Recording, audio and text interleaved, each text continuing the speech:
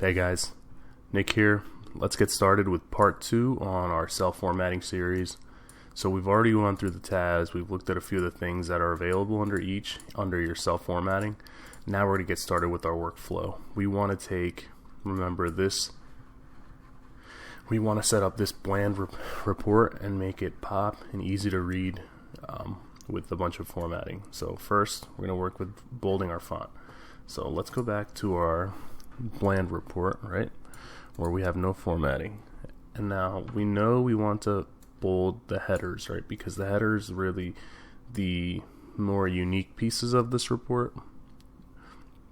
And we want these to stand out so people know what they're looking at when they're looking down a specific column, right? So, like I said before, highlight what you want to format, right? We want this entire section bold formatted. Right click, format cells, and we are going to go under the font formatting. So under font, go to your font style. Right now we're in regular, right? This preview shows us exactly what we see here. It's regular. Now watch as I go down the list. The preview changes of what this will look like if I hit OK. But we want bold. See, now it looks powerful. It sticks out a bit more. That's what we're going to go with, right? Hit OK. And look at that. Now we're bold, right? This pops a lot more than this does right here. So that's how you bold font.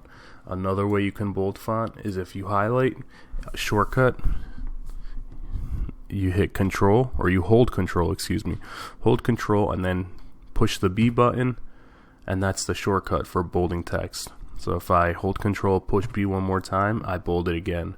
You see that? Hit B, it unbolds. B, it bolds.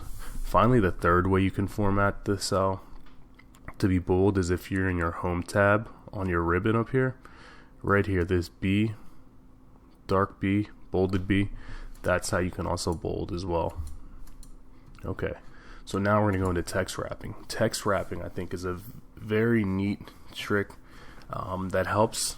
It helps so you don't have to do this, right? So you don't have to have these massive column sizes, right? So here, employee names, the biggest employee names comes down up to this wide. You could probably get away with it, right, making this column 66 pixels. But if we want to fit the entire column name, you've got to be up at 134 pixels, so like about double, right? So what text wrapping allows you to do is Excel will take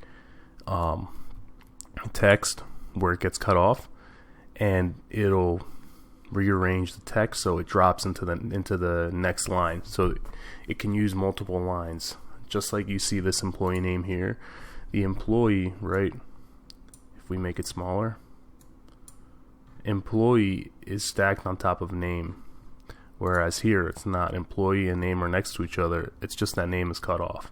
So if we text wrap this, right, select this entire column, right click, format cells, and under our font tab again. Oh no, is it under our font? Yeah, it should be under here. Oh, nope, I think it's under alignment. Yep, sorry about that. So under your alignment tab, you've got these text controls. You can shrink to fit, but what's going to happen is the text will like literally go down to a smaller font size, which might make it harder to read. You could merge cells, combine them, but we don't really want to merge, right? We don't want to combine these two cells because this column header has to be specific to this column header has to be specific to this column. So if we use the wrap text, pay attention to the employee's name. Once I hit OK, after we've selected wrap text, see that? So now the employee name is stacked, or the employee text is stacked on top of the name text. So it all fits in that same amount of, what do we have here, 100 pixels, right? We didn't have to adjust the column size. The text wrapping took care of making it a bit more readable for us. And then even if you mess around with the column sizes, usually the text wrap will adjust, right? So here now, if we've opened up the column a lot more, text wrap understands that now the employee and name can fit on the same line, so it leaves it on the same line, right? But then when we resize, it adjusts accordingly. So that's text wrapping. You can also do text wrapping if you highlight and then you're again go to your ribbon, click on the home tab, and right here, right towards the middle on the left under this alignment section, you've got the wrap text function. So again, you can click it to undo it or click it to do the wrap text. Right now you can see it, we're wrapping the text because the option is, you know, a dark gray highlighted color, whereas when we don't have the wrap text, it kind of blends into the color of the ribbon. That's another way to wrap text. Okay, so we're making pretty good progress here. We've got our font bolded, we've wrapped our text, right? Next piece, the alignment. So this should get us a lot closer to this format.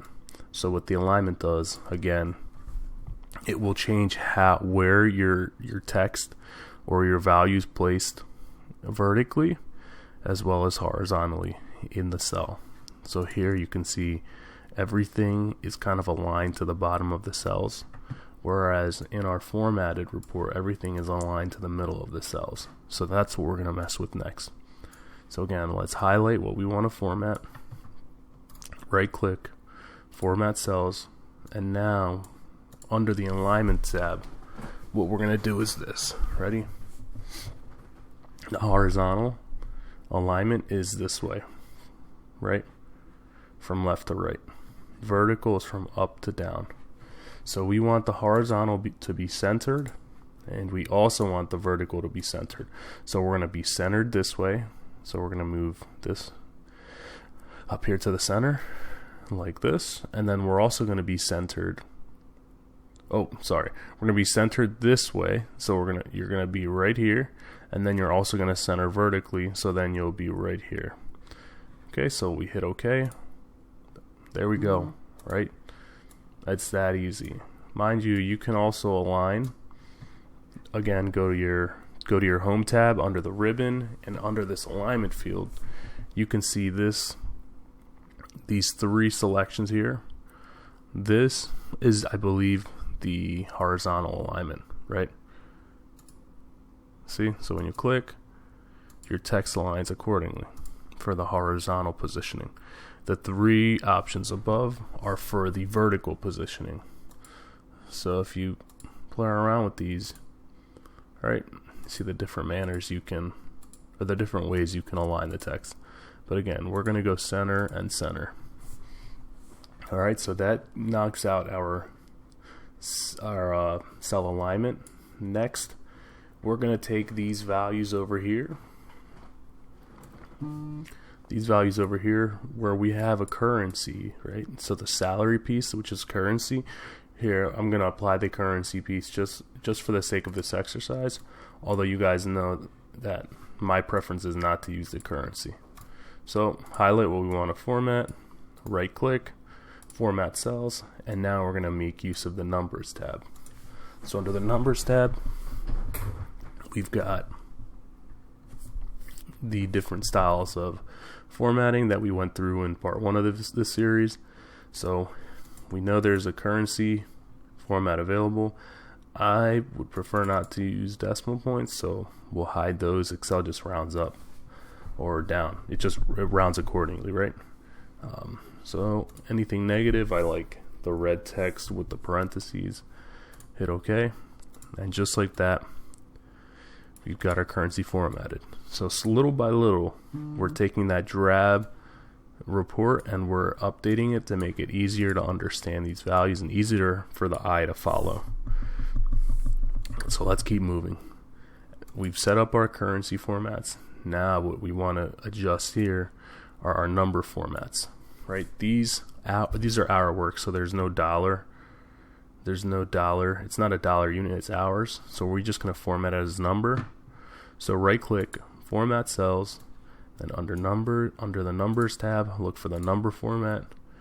Again, this is up to your personal preference. I like to use the thousands separator, and I don't like to show the decimal places, and I also like to use the red text with the parentheses for negative values. So I'll hit OK, You see that? Already formatted.